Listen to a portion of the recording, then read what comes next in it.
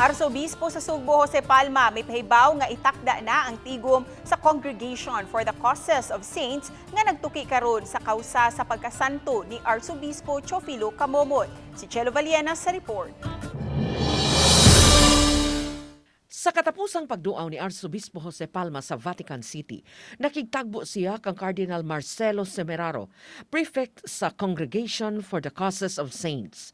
Usa kini ang paagi aron mapaspasan ang pagtuboy kang kamumot sa altar sa mga santos. I talked with Cardinal Marcelo Semeraro, no?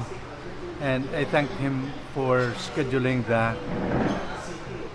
meeting of theologians. Kung palitan, wala pa ma-schedule og meeting ang pagtuon sa mga dokumento, ma-fast track unta. So basically, it's a social call to fast track the process. Gipasabot ni Palma, sa higayon nga ilho na sa Vatican, si Camomot is venerable, diha sugdan sa simbahan sa Sugbo ang pagduso sa mga merito aron masusi kini sa Vatican. Matod ni Monsignor Joseph Tan, Archdiocesan Media Liaison Officer, nga sa pagkakaron wa pay matawag nga milagro nga susama sa milagro nga nadeklarar si San Pedro Calungsod nga usa ka santo. Apan giangko ni Palma nga bugtong ang Vatican lang ang muila kung ang kaayuhan sa usa ka tawo, milagro ba o pag-ampo ba nga gitubag sa kahitasan pinaagi sa pangama ni Camomot.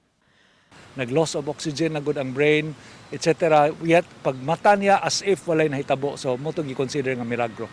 We reserve that so that the moment he is declared venerable, we can immediately submit the supposed to be listed miracles for them to examine. Uban ni Rod Prado ug Clans Gabutin, Chel Valiana, Balitang Bista.